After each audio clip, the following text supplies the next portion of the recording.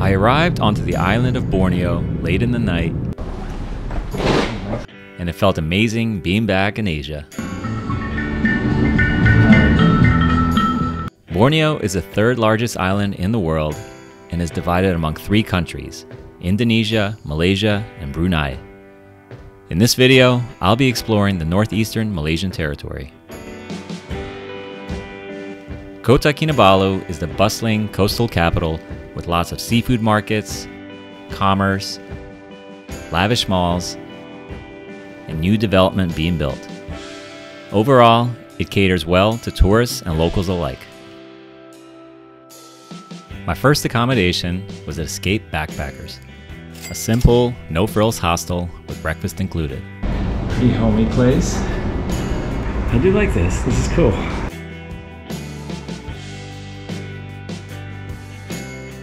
The Hilton nearby was also a worthwhile stay to get acclimated to both luxury and food in KK. After a few days in the city, it was time to head 2 hours east to Mount Kinabalu, the highest mountain in Malaysia and a prominent UNESCO World Heritage Site. We were still in the rainy season, so the mountaintop was all but visible to the naked eye. In order to summit this peak, there are only 163 permits issued per day, so advance booking is mandatory. The climb will take on average 2 days to complete, and the overall cost for an international climber is well over 2,000 ringgit. He is nibbling me!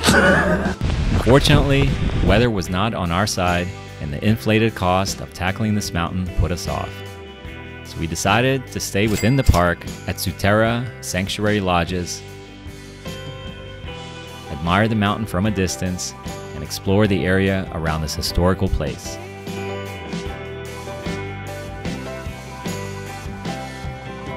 The mountain and its surroundings are among the most important biological sites in the world, with 6,000 species of plants, 326 species of birds, and more than 100 species of mammals. After Mount Kinabalu, we were told to flag down a bus. The bus is here! Hoorah! Oh, no, no, no, no!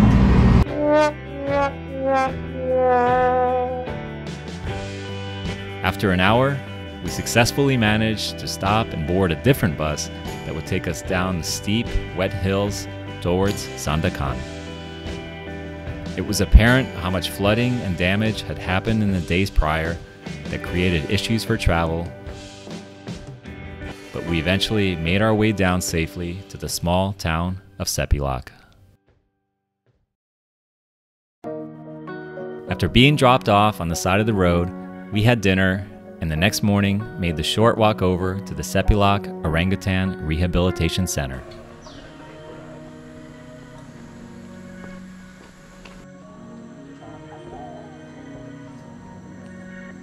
The sanctuary is located within a forest reserve as a rehabilitation project for rescued orphan baby orangutans from deforestation and illegal hunting. Today, there are nearly 60 to 80 orangutans living free in this environment, and a feeding platform has been set up to allow visitors a closer view of these magnificent creatures.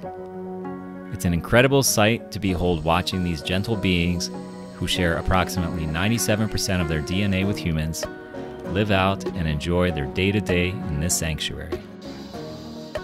That is, until the macaques come and start their own trouble.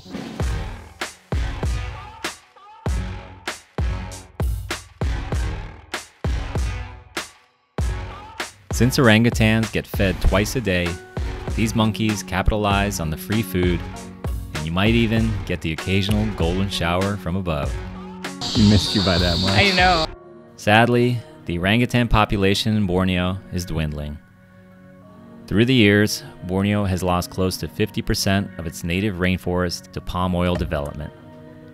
There are endless stretches of palm oil farms across the entire island, and it's become the #1 export for both Indonesia and Malaysia. This, of course, causes major habitat loss for the orangutans, who spent most of their lives in the trees and ultimately facing extinction. The diverse and colorful jungles I envisioned before arriving have been turned into a desolate open field for palm oil farming. It's unclear how much longer the orangutan population could withstand this drastic habitat loss, but I remain hopeful for their future. I also recommend visiting the Rainforest Discovery Center nearby.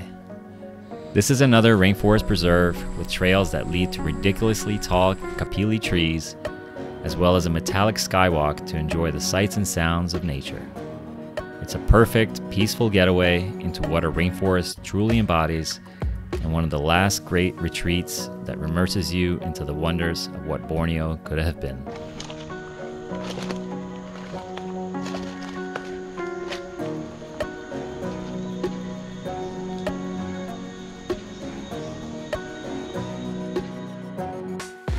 The next day, I linked up with Mr. Aji to head on the great Kinabatangan River. This is a good opportunity to get on the water and see some of Borneo's native wildlife with an expert. We ended up staying for 3 days and 2 nights in a village right on the mighty Kinabatangan River.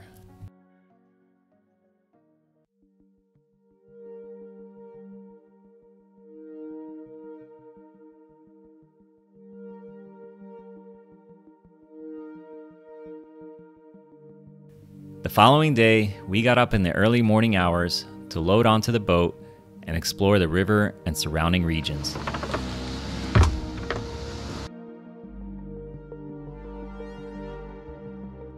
The area is known for its high biodiversity, with oxbow lakes and gentle mangrove forests lining the outer banks.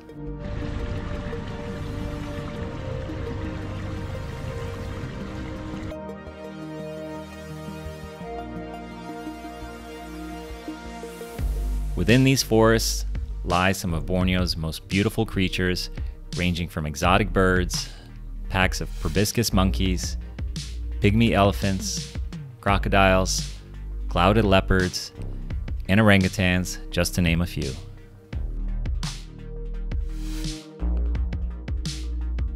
We also did a night safari on the boat to see if we can spot some of the nocturnal creatures by nightfall.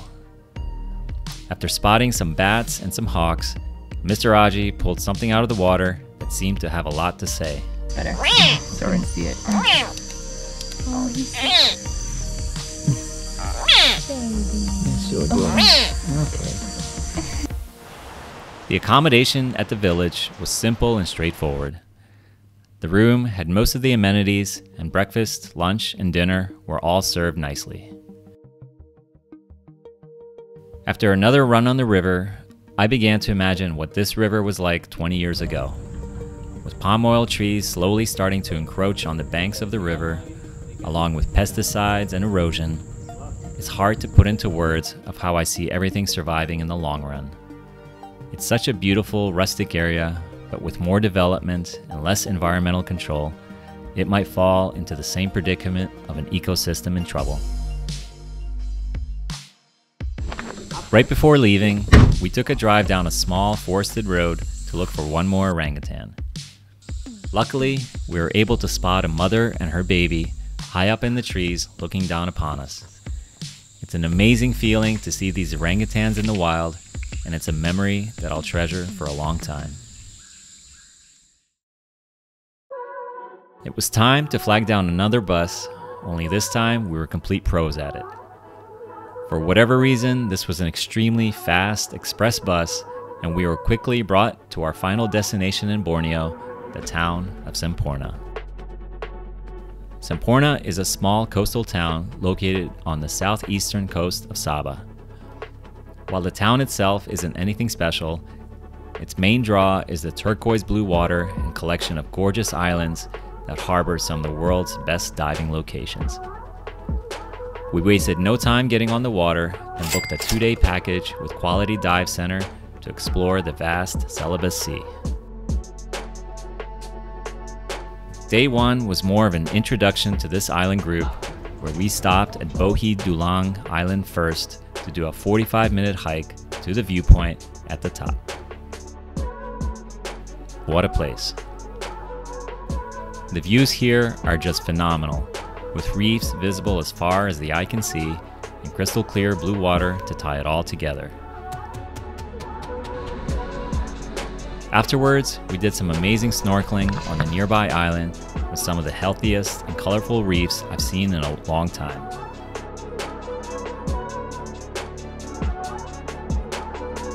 We took lunch on nearby Sibuan Island, which also seemed to be patrolled by military personnel.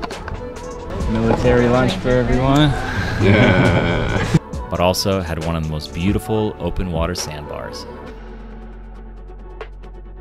Day 2 was a diving day, which started as a small excursion to a skinny strip of sand extending over the water break.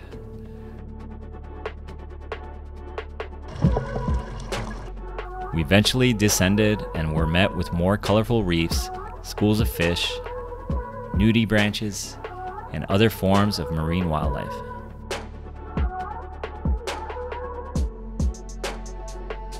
It's truly amazing how much of the underwater is teeming with life here.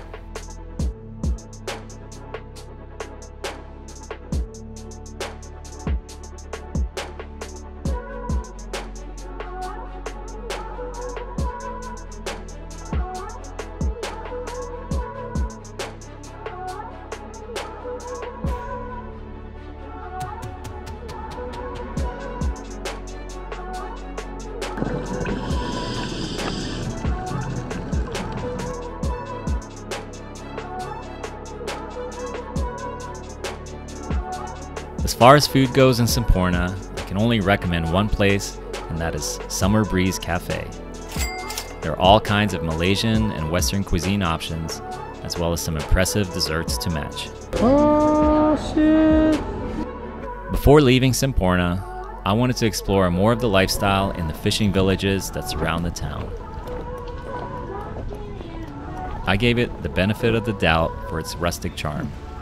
But besides the foundation shortcomings, there was one glaring problem that was persistent all across Semporna, and that is the never-ending problem of piling trash being dumped that ultimately finds its way into the ocean. I was surprised to see a group of young kids taking the initiative and jumping in to tackle this problem head-on. These little rock stars are a shining example of recognizing the struggles of their community and being open to lend a hand in cleaning up the plastics. Malaysia does not have the infrastructure for recycling yet, and I hope in the near future the plastic problem stops at the source. So what are my thoughts on Borneo overall? My expectations going in were that Borneo is a mostly tropical, underdeveloped country with exceptional biodiversity and lush rainforests. Instead, it is more of a shell of its former self. As Borneo loses more and more of its natural rainforest, largely to consumerism, its biodiversity suffers and has to find alternatives in order to survive. Gone are the days of abundant wildlife roaming the forests, but there are still hints here and there of a time of humans and animals coexisting peacefully. If you have a story from Borneo you would like to share, I'd love to read it in the comments. Till then, I head to my next destination in Southeast Asia. Thank you so much for watching, subscribe if you're new, and I'll see you next time.